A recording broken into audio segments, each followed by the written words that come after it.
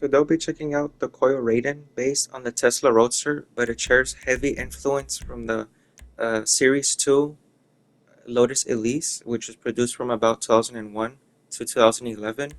And fun fact, the Tesla Roadster actually shares its chassis and a bunch of other components from the Lotus Elise, which is pretty interesting to me. Now, for the car, it costs $150,000, which in this game's economy is a steal. It's surprisingly in the supers class. I feel like it should be in the sports class, given its performance. It's not slow by any means, but I'll just show you what I mean once I get there. Here, it doesn't have a lot of customization, but what you get is pretty okay. It's decent. Um, you can't really get too close to the real life Roadster. As I said, it looks a lot like the Elise. It has a bit more detail, such as the tail lights, the headlights, the hood, the grille. I wouldn't say it's a one-on-one copy, since the shoulder belt right there, where the mirror rests, it's actually a bit wider than the both of the cars, but that's okay. It's not too much. For the color here, I want to do something similar to, the Roadster, the Tesla Roadster. I want to make like a darker red with a pearlescent. I want this to look very nice in the sun, so that's what I'm gonna do. But the overall car, even though the customization isn't that good, and there could have been more that's left desired, I feel that it's okay. You can remove the roof. I'll get into that detail in a bit. But here with the color, I really want to make it pop. And I know that this color right here looks a bit too dark, the one that I settled with. But once I put on the pearlescent, it's just going to look even better, and I'm going to match all of that. But for this, I want it to be something that's not too dark, not too light, something that's right in between. And this will shine in the sun. Once I post the pictures on this car on the community posts, it's going to look spectacular once I'm done here. So anyway, what's next here? As I said, the roof. I personally love how it looks with the roof on. If you take the roof off, it actually lowers the windows, and I'll cover that in a bit once I get to the window tint.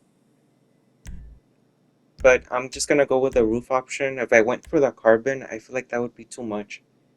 Even for a Roadster that like this, it's already too small. I feel like just a color match roof is good enough. You'll only have one skirt here. It looks okay. I'm personally gonna leave it off. I feel like it's a bit too wide and thick. For the spoiler here, keep in mind that the spoilers do add traction, so if you leave it off, the vehicle could be a bit more slippery. But for video purposes, I'm gonna put on the spoiler here. I feel like it looks too thick, too big. It looks okay, it's good, but as I said, I feel like it's too wide as well, too wide and thick. So honestly, I'm not sure if I'm gonna leave it off or on, but for now, I'm just gonna put it on. For the suspension, you can get this quite low, and I feel like I'm gonna choose a competition because it looks pretty good. It improves the stance and all of that stuff. For the wheels, now this is one of the cars in the game, or the older car, should I say, that looks good with almost any wheel. So if you want to do something aftermarket, it's gonna look very nice. For me, I'm stuck between the Hyperfresh and the Mercy Concaves. As I'll show you right here, these look so good. They look stunning. Now these wheels do not really match the real life cars very well, but I feel like it still looks good with the design. It looks tasteful. But since I want to do something different and a bit more sporty, I'm going to go with the Hyperfresh. And I'm going to make this a bit of a darker color, a stone silver. It just looks so good, so I'm just going to go with that. If you want to do some tire lettering designs here, those look decent, but that's up to you.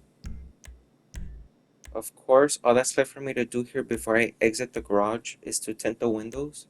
And once I'm done tinting the windows, I'm going to give you a closer look of the interior, the engine model, or the dual motors, should I say. And then I'm going to discuss the performance. So before I do all that, I'm just going to quickly check and see if I missed any options. And I also want to go back and show you this cool detail right here. As you can see, it removes the windows if you decide to go for a topless version. So anyway, just give me a sec and I'll show you close. Texture quality is acceptable and detail is great.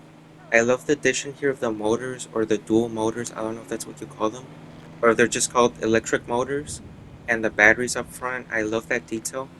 However, the texture quality isn't as great, but that's expected since this vehicle has been in the game for a long time. The interior is reused from quite a few other vehicles in the game, but that's okay. It still matches the time period and the design is alright.